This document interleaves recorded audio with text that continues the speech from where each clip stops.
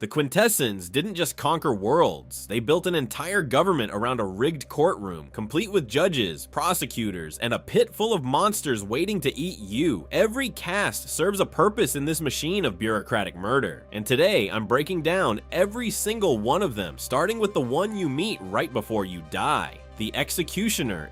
If the Quintesson legal system is a machine, the Executioner is the part that grinds you into paste. These bulky mechanoids sit at the absolute bottom of Quintesson judicial authority, and their job description is exactly as cheerful as it sounds. You've been tried, you've been found guilty. Now this thing drags you to the Sharktacon pit and makes sure you go in. That's it. That's the whole resume. But here's the thing, Quintesson executions aren't quick. They're not efficient. They're deliberately theatrical, drawn out, designed to maximize suffering and humiliation before the end. The entire courtroom is a stage, and the Executioner is the final act. Every condemned prisoner gets the full show, not because it's practical, but because the Quintessons genuinely enjoy watching it, which is, you know, not ideal. What makes Executioners interesting is that most people write them off as mindless muscle, big dumb enforcers with zero autonomy. Turns out, no. In Transformers Earthspark, Mo and Thrash stumble across a dormant Executioner buried inside ancient ruins. The thing had been sitting in stasis for who knows how long, and the moment it reactivates, it doesn't just start swinging, it develops its own autonomous strategy. It captures Mo with the intention of dragging her back to Quintessa to stand trial as a substitute prisoner.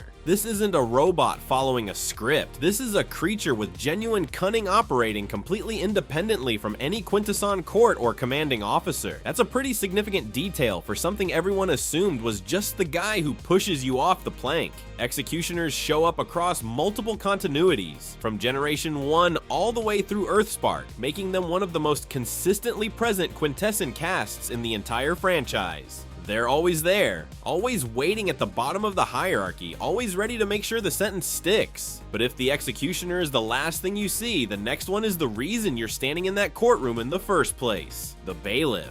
Every courtroom needs a bouncer. That's just a universal truth apparently, because the Quintessons looked at their already terrifying judicial system and said, you know what this needs? A pig dinosaur hybrid with a giant double-headed pike. And honestly, who's gonna argue with that logic? The bailiff is a bulky saurian creature with a distinctly pig-like snout, which is exactly the kind of design you'd come up with if someone asked you to draw middle management but make it prehistoric. They're armed with a specialized weapon called an ankus, a double-headed pike that they carry around the courtroom like a nightclub bouncer who took the dress code way too seriously. Their job is straightforward: physically manage the courtroom space, wrangle prisoners and witnesses, and make sure the whole theatrical production of Quintesson Justice runs on schedule. They're the stage managers of a show where the finale is always get eaten by Sharktacons. Here's the thing about bailiffs though, they sit in this perfect middle management sweet spot within the Quintesson hierarchy. They've got more authority than the Executioners below them, so they can boss around the guys who literally kill people for a living, but they still take direct orders from the judges and prosecutors above them. So basically they have just enough power to feel important and just enough restrictions to feel miserable, which is, you know, the middle management experience across every civilization in the galaxy. But here's where it gets interesting. Not every bailiff is stuck playing courtroom traffic cop. Certain bailiff types actually possess transformation capabilities similar to Cybertronians, meaning some of these pig dinosaur legal functionaries can convert into entirely different forms and operate as mobile tactical enforcers. That's a genuinely wild detail. You go from guy who tells prisoners to stand up when the judge enters to fully transforming combat unit real fast. It elevates them from set dressing to something legitimately dangerous.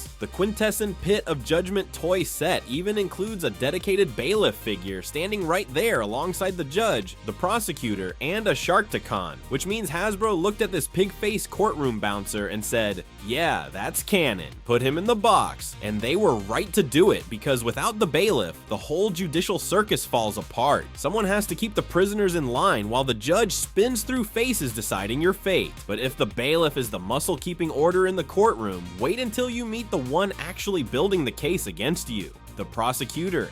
Every courtroom needs a lawyer, and the Quintessons are no exception. But here's the thing about Quintesson prosecutors. They don't carry weapons. They don't need to. Their entire arsenal is built out of words, arguments, and legal frameworks so airtight that the defendant never stood a chance. which sounds almost respectable until you realize the verdict was decided before the trial even started. That's the dark comedy of the whole thing. The prosecutor's job isn't to find the truth. It's not to weigh evidence or pursue justice. The prosecutor exists to construct a compelling legal narrative that justifies whatever sentence the judge has already chosen. Every objection, every cross-examination, every dramatic accusation pointing at the defendant is theater. Pure, elaborate, meticulously rehearsed theater. The outcome is guilty. It was always guilty. The prosecutor just makes it look like due process. And if you thought maybe this was just implied, the Energon Universe comics went ahead and confirmed it outright. In those pages, the prosecutor operates directly under the judge's authority, receiving specific instructions on which cases to pursue and what prosecutorial strategy to follow. So the judge decides you're guilty, tells the prosecutor to build the case proving you're guilty, and then the judge delivers the guilty verdict that was already decided. Fair trial, everyone. Nothing to see here. What makes prosecutors even more interesting is their range of operation. The Energon universe depicts them as far more than courtroom fixtures. These are mobile operatives traveling between planets and engaging in field activities to build their cases. They're not just standing behind podiums reading charges. They're out there, tentacles and all, doing the legwork to assemble the evidence that supports a verdict everyone already knows is coming, which is, you know, a lot of effort for a foregone conclusion. But here's where it gets unexpectedly deep. Prosecutors don't just know the law, they have to understand how to construct airtight cases against species that have zero familiarity with Quintesson legal frameworks. Cybertronians, alien civilizations, whoever ends up dragged before the court. The prosecutor needs to make the proceedings look legitimate to anyone watching, which means these tentacled bureaucrats are essentially intergalactic performers selling the illusion of due process to an audience that includes the entire galaxy. Also, they can convict you in a trial where the result was never in question. It's the most elaborate performance in the galaxy, an entire legal cast dedicated to making tyranny look procedurally legitimate. Every argument crafted, every precedent cited, every dramatic pause calculated to sell the illusion that what's happening is justice and not just execution with extra steps. But if the prosecutor builds the case, someone has to build the weapons, and that's where things get genuinely dangerous. The scientist. Up to this point, every Quintesson we've covered has operated inside the courtroom. They prosecute, they maintain order, they carry out sentences. It's all very legal, very procedural, very we're gonna kill you, but we filed the paperwork first. The scientist doesn't care about any of that. The scientist derives power not from legal authority, but from being the smartest entity in the room and having the technology to prove it. This is where Quintessons stop being darkly comedic space bureaucrats and start becoming genuinely terrifying. Quintesson scientists represent a completely parallel authority structure within Quintesson civilization. They don't answer to the courtroom, they don't need a verdict to justify their actions. Their power comes from technological mastery and genius level intellect, and the things they've built with that intellect are frankly absurd in scale. We're talking about cyberforming technology, the kind capable of terraforming entire planets into fully mechanized environments. In certain continuities, that's literally how Cybertron was made. The homeworld of every transformer that has ever existed was shaped by Quintesson scientists treating an entire planet like a science project, which is, you know, not ideal for the people living on it. But here's where it gets genuinely unsettling. In Transformers Cyberverse Season 3, a single Quintesson scientist serves as the secondary antagonist of the entire Quintesson invasion arc. This thing works directly alongside the judge, and their shared goal isn't conquering a planet or enslaving a population. It's wiping out multiple universes, not one, multiple. Hey, what are you working on today? Oh, just erasing several planes of existence from the fabric of reality. Might grab lunch after.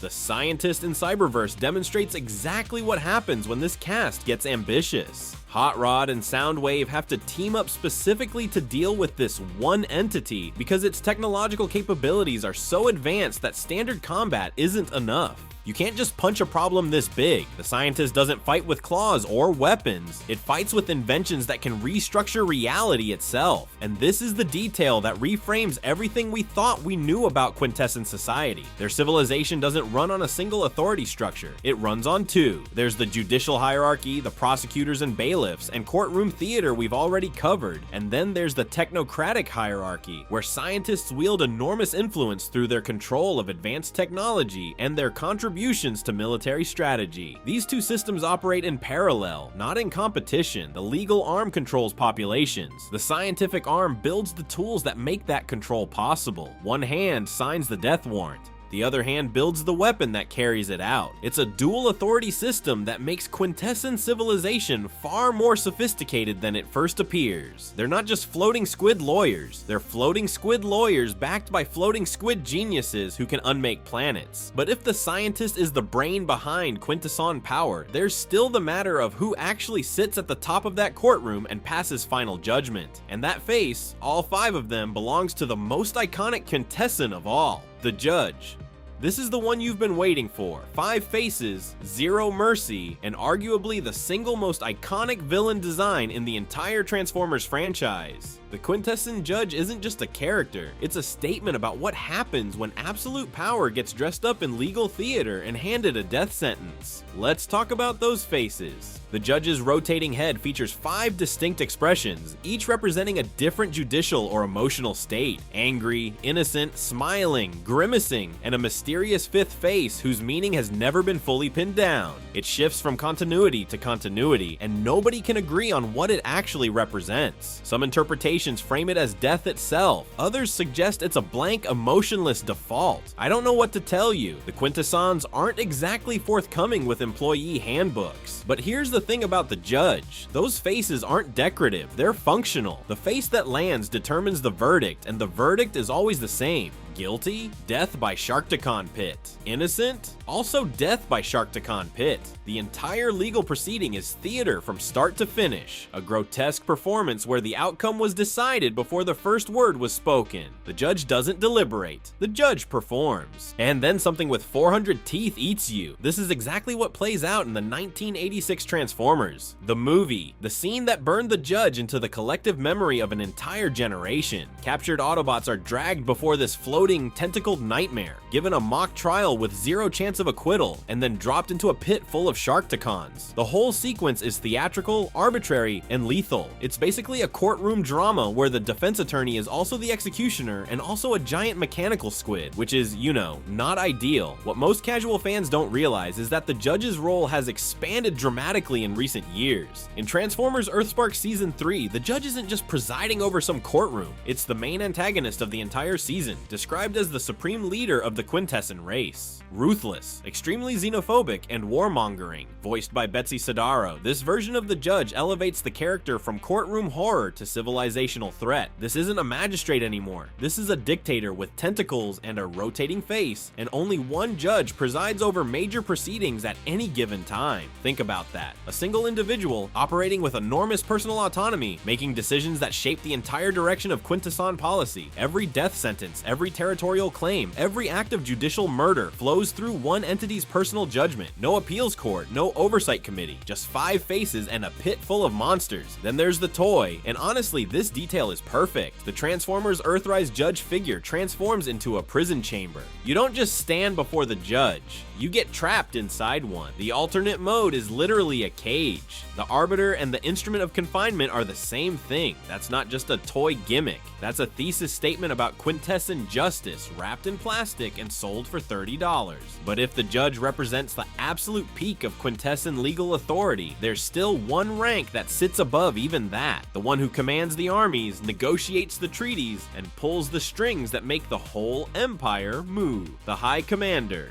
Everything you've just heard about Quintesson society, the courts, the judges, the prosecutors, the bailiffs, the executioners, all of it answers to one entity. And that entity doesn't sit behind a bench or spin through 5 faces deciding your fate. The High Commander runs the entire operation. This is the absolute apex of Quintesson authority. The High Commander wields power over military forces, political governance, and long-term strategic planning that supersedes every other caste in the hierarchy. Judges, scientists, prosecutors, bailiffs, executioners, they all answer to this one figure. Every single one. That means the High Commander is the only entity in Quintesson civilization capable of overriding a judge's verdict. Let that sink in. The 5-faced nightmare that sentences entire species to death by Sharkticon? That guy has a boss. In Transformers 1, the 2024 animated film, the High Commander serves as the overarching antagonist. This character is described as the mysterious high-ranking commander of the Quintesson army, the one organizing orchestrating their civilization's long-term strategic objectives from the shadows. And unlike every other Quintesson we've covered, the High Commander doesn't just bark orders from a courtroom. He conducts direct negotiations with Sentinel Prime regarding Energon resource exchanges, demonstrating a level of diplomatic capability that no other Quintesson caste possesses. He's not just a general, he's a diplomat, a strategist, and a supreme authority rolled into one tentacled package. The High Commander also possesses transformation capabilities, which within Quintesson society marks elite status. Most Quintessons float around like angry mechanical jellyfish. This one can actually transform, which is, a nice little perk when you're running an interstellar empire built on conquest and resource extraction. But here's the thing that reframes everything: the entire Quintesson legal system, every courtroom, every trial, every theatrical verdict we've talked about in this video, none of it is actually about justice. It never was. The courts exist as tools of empire. The judge doesn't pass sentences because the law demands it. The judge passes sentences because the High Commander needs a system that legitimizes conquest. The prosecutors don't build cases because truth matters. They build cases because the state needs a paper trail for its atrocities. The bailiffs don't keep order because order is sacred. They keep order because chaos would expose the whole thing as theater. That's what the High Commander reveals about Quintesson civilization. Strip away the five faces, the spinning heads, the dramatic guilty verdicts, and the Sharkticon pits, and what you're left with is a single military political authority whose real goal has always been the same: take everything, own everyone, and make it look legal while you do it. Transformers. One placing this character as the overarching antagonist signals something important about where modern Transformers storytelling is headed. The franchise is taking Quintessons to their logical extreme. Not just creepy alien judges anymore, but a fully realized authoritarian civilization with a clear chain of command and a leader who pulls every string. So after everything we've covered today, remember this: the most dangerous Quintesson isn't the one with five faces passing judgment, it's the one giving that judge his orders. If you enjoyed this video and want to see more, click the video on the screen now.